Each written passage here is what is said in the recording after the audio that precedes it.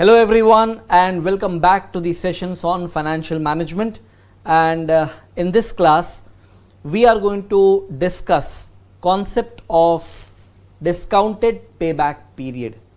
Now we have already learned what is payback period in the earlier sessions. Here we are talking about discounted payback period. Now what exactly is discounted payback period would require your reference to recall what is payback period. So suppose you have invested some money in any investment project, and payback period would indicate the time over which you get back your initial investment. Now what is discounted payback period? It is also a payback period but computed based on discounted cash flows, and that is why known as discounted payback period. But what exactly does it mean? Discounted payback period is a period over which you get back your initial investment with interest. So let us take examples to understand.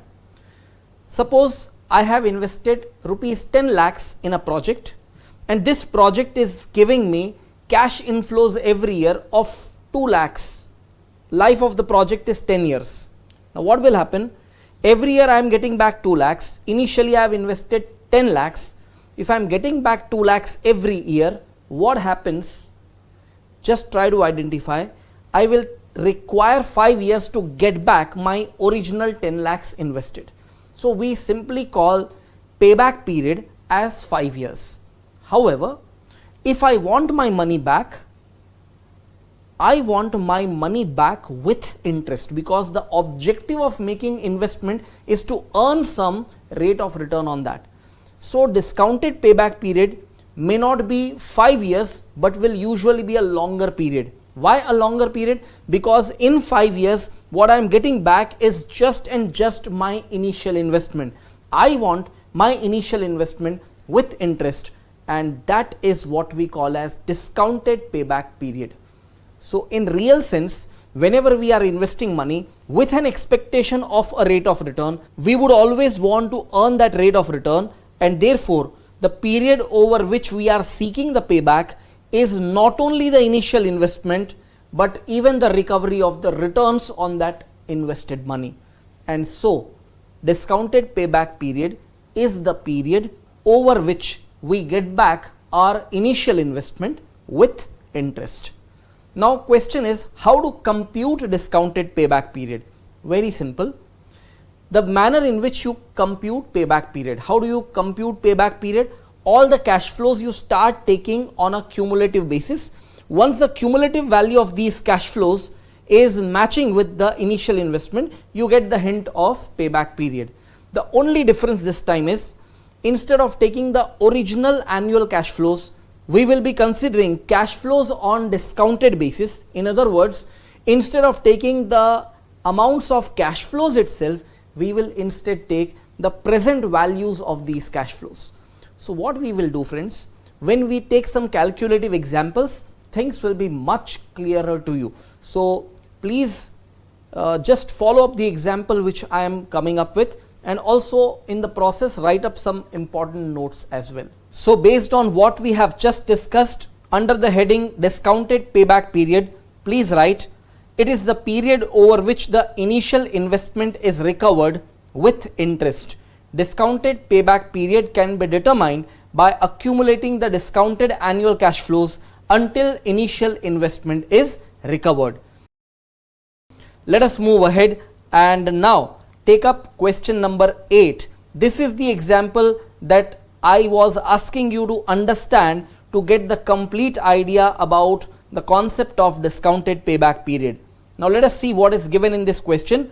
Cost of the project is rupees 20 lakhs. Life of the project is 8 years. Applicable discounting rate is 15% per annum. You are required to determine the discounted payback period if the annual cash flows are. Now can you notice one thing? Each year the annual cash flow amounts are different. Now keep a caution over here when you are dealing with discounted payback period calculation, whether annual cash flows are uniform or annual cash flows are different each year. Don't ever try to take annuity, because it is not the uniformity of cash flows we would actually want the cumulative values of discounted cash flows. So even if the annual cash flows are in uniformity, the discounted value, in other words the present value of those cash flows, will actually be different for each year, and therefore never to use annuity factor over here. Now theoretically we have already discussed how to solve this. Now let me actually show you how to present the solution over here. So please consider how to compute discounted payback period in that given case. So can you notice what I have done? Year 1 annual cash flow is given as 5,98,000. The present value factor with 15% discounting rate for 1 year will be 0.869565. When I multiply that PV factor to the annual cash flow of 5,98,000, what I will get is the discounted cash flow of 5,20,000. So 5,20,000, which we are identifying as discounted cash flow, is basically the present value of 5,98,000, which is receivable after 1 year. Now this discounted cash flow we have taken on a cumulative basis. Same thing we do for second year. Second year annual cash flow is 597,300. The PV factor will be 0.756144 and the discounted cash flow comes to 4,51,645, which taken on a cumulative basis, in other words added to 5,20,000 of a cumulative value accumulated earlier. Now by second year end, the total cumulative value of discounted cash flow will be 9,71,645. Then third year we do the same thing.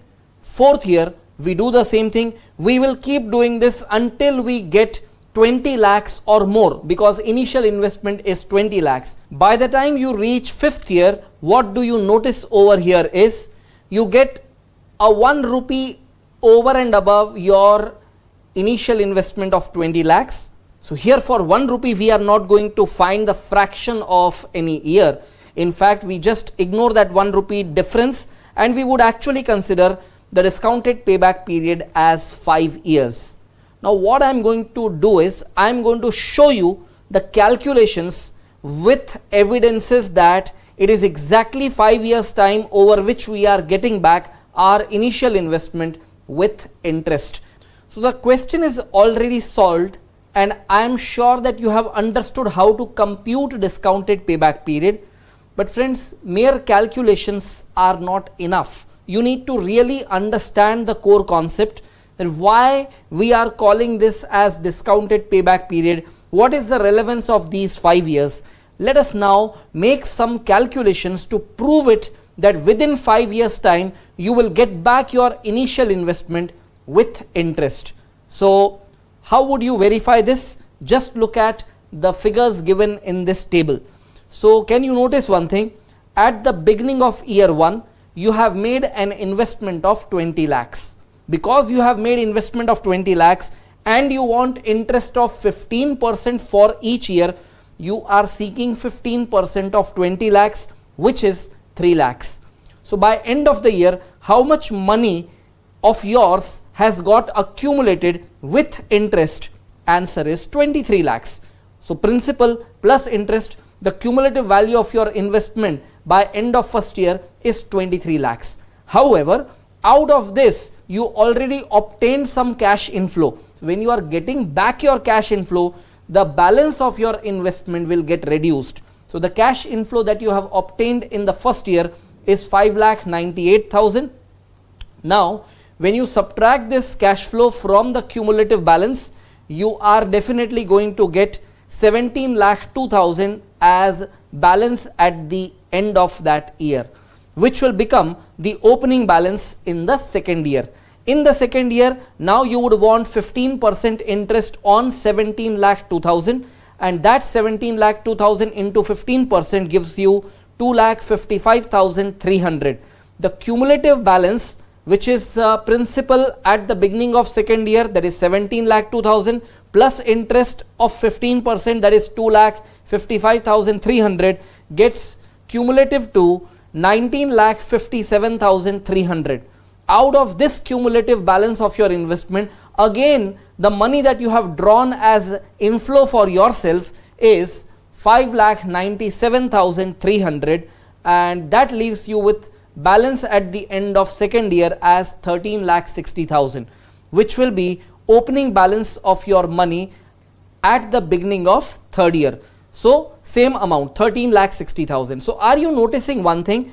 Because every year end you are getting some cash inflows, your balance of money which you have yet to recover is getting reduced. And don't forget that this money what we are getting back is not just pertaining to the initial investment that we have made, it is also taking into account the interest income that we are expecting using 15% discounting rate. Now let us move ahead. In the third year you would again expect 15% return on this 13,60,000, that would be 2,04,000, and then cumulative balance comes to 15,64,000. From this you have again drawn some cash. Because the project is giving you cash back, you are getting back your portion of investment, which is 5,94,000 in the third year. So balance after this cash inflow would be reducing to 9,70,000. I am sure you people are understanding that because you are getting back your money, your amount which is still to obtain back is actually getting reduced. Fourth year we have the same thing, and we find that opening balance at the beginning of fourth year was 9,70,000, interest thereon is 145,500, that makes the cumulative balance to 11,15,500, and of which you have got cash inflow of 5,95,500 in the fourth year. So the balance at the end is now only 5,20,000. Now this becomes the opening balance for fifth year. On this you add 15% interest, which is 78,000. The cumulative balance at end of fifth year would come to 5,98,000, and the cash inflow that you have obtained by end of fifth year is exactly 5,98,000. Your balance that stays invested now is actually zero. So by evidence we can show this calculation that over a period of 5 years you have obtained back your initial investment with interest. Now most important thing is, many students might have a doubt that, sir, the project life was 8 years, why have we taken into consideration only 5 years calculation? Boss, the question demanded only and only one calculation, that was discounted payback period.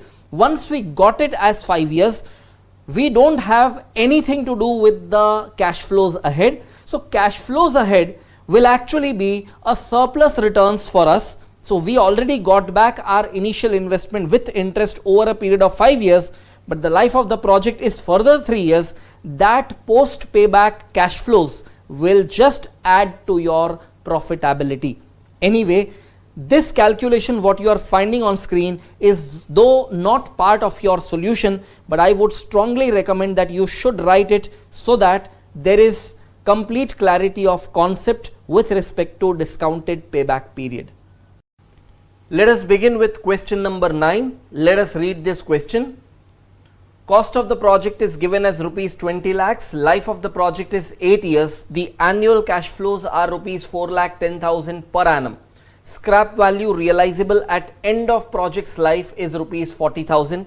Applicable discounting rate is 12% per annum. You are required to determine discounted payback period. Now when you are handling a question like this, take precaution. Even though annual cash flows are in uniformity over the project's life, there is 4,10,000 every year up to 8 years, do not use annuity factor when you have to compute discounted payback period. That is because annuity factor is good to apply when you have to calculate NPV or IRR, but when you have to compute discounted payback period, you will be taking the cumulative values of discounted cash flows at each year end on a progressive basis, and therefore application of annuity factor is not to be done. Second precaution that you need to take is the scrap value of the project's assets, which is realizable as rupees 40,000 at end of project's life, that is at end of 8th year, should be kept separate from the usual annual cash flows of 8th year, because you have to be very particular about the cash flows and the date on which these cash flows are arising. For example, the usual annual cash flows of rupees 4,10,000 per annum that are arising during the year, but the terminal value or the scrap value will not arise uniformly throughout the year. It will arise necessarily on termination of the project, that is at end of the project's life. Because of this nature of the scrap value, it should be kept separate from the annual cash flows which arise usually. So let us see how to present the solution for the same. In your solution, you just make up a table with information about years, cash flows, PV factors, discounted cash flows and cumulative discounted cash flows. Discounted cash flows are nothing but present value of cash flows, and these are computed by multiplying the respective PV factor of each year with the annual cash flow of that particular year. So when you start accumulating these discounted cash flows, and when the cumulative value of discounted cash flow would meet up the initial investment, that will be the time which will be identified as discounted payback period. What is our objective? We have to reach the cumulative discounted cash flow of 20 lakhs. And now notice one thing, when I am writing the cash flow of 8th year, take extreme degree of precaution over here. Do not write the amount including scrap value, keep the scrap value separate. So I have written the usual cash flow of 4,10,000 during the 8th year, and that itself is reaching to a cumulative discounted cash flow of more than 20 lakhs, which clearly indicates that discounted payback period must be between 7th and 8th year. If discounted payback period must be between 7th and 8th year, obviously the scrap value of the project's assets cannot be included over here. Let us move ahead, and now I'll show you how to make this table little shorter, a shortcut way of saving your time and effort. So let us see how to do that. You can just make up 3 columns: year, discounted cash flow and cumulative values of discounted cash flows. Just plot each year separately from year 1 to 8. Now instead of writing the annual cash flows, which are actually uniform amount of cash flows each year, and then writing the PV factors separately, PV factor indicates the present value of rupee 1 each year. On the other side, if you have to directly compute discounted cash flow, instead of taking the PV of rupee 1, you take PV of the cash flow itself. So what you do is, on your calculator, just take input value as 4,10,000 instead of rupee 1, and now 4,10,000 divided by 1 plus interest rate, that will be 4,10,000 divided by 1.12, and keep on pressing equal to, and you will be getting all these discounted cash flows directly on your calculator. And then what you do is start taking the cumulative values, and you will arrive at the same values what you got in the previous table. So this is just a shorter way of presenting the same calculation.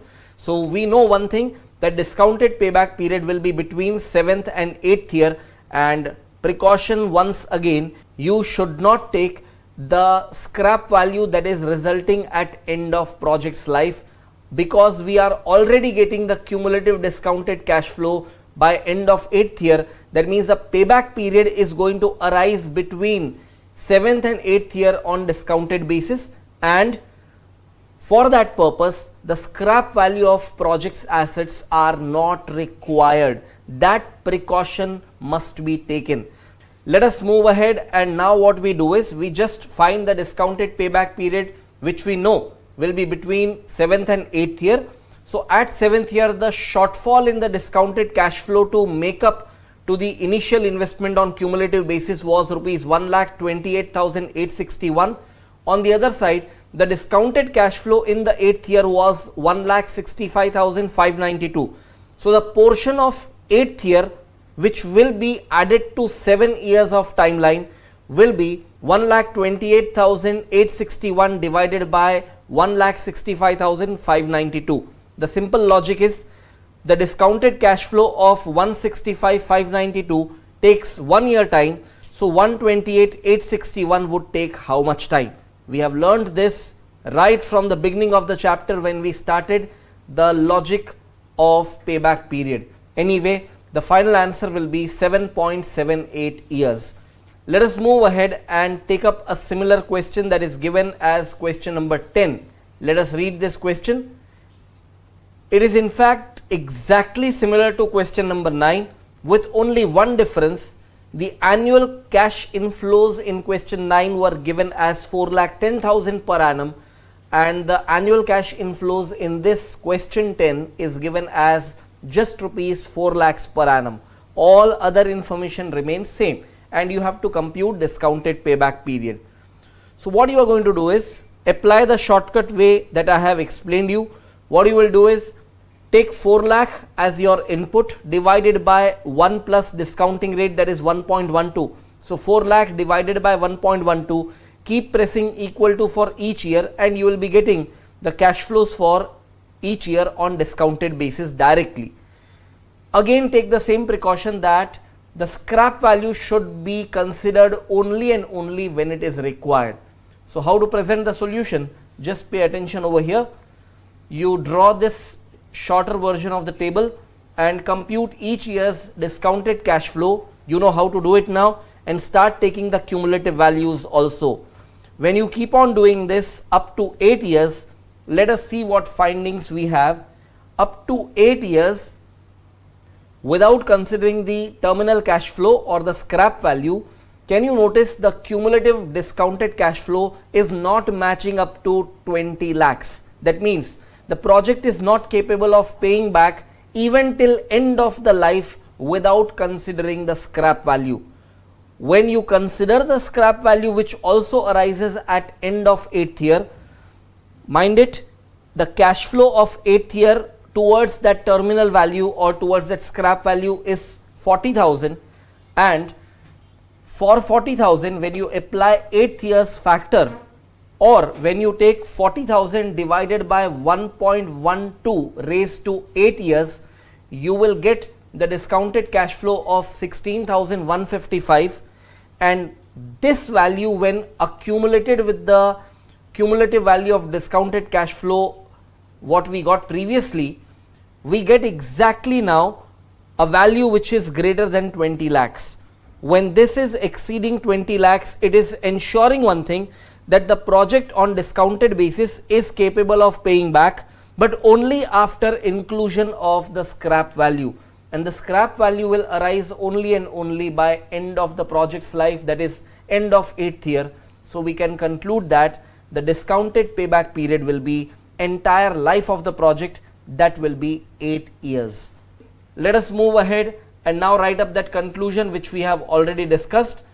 The present value of annual cash flow till end of life is less than the initial investment, and it is observed that on discounted basis this project is unable to pay back without including terminal value of cash flow, which will be obtained only on termination, that is at end of 8th year.